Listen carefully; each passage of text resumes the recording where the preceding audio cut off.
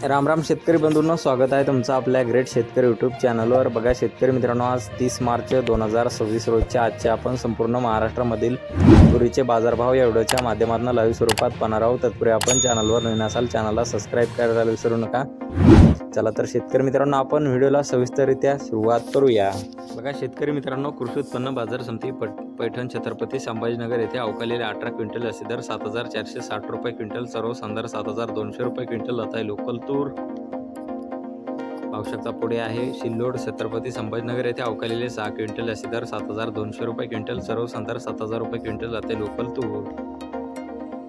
बघा पुढे आहे वरोरा शेगाव येथे जास्तीचा दर आहे 7000 रुपये क्विंटल, जात आहे लाल तूर।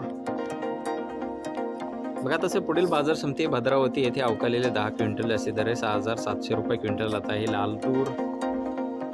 बघा तसे पुढील बाजार समिती शेवगाव येथे अवकालेले 12 क्विंटल असे दर 7300 रुपये क्विंटल, आता आहे पांढरा तूर।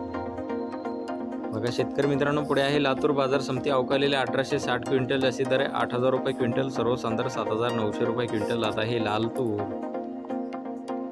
बघा पुढे आहे अमरावती बाजार समिती जास्तीचा दर आहे 8300 रुपये क्विंटल, सर्वसाधारण दर 8150 रुपये क्विंटल, आता आहे लाल तूर।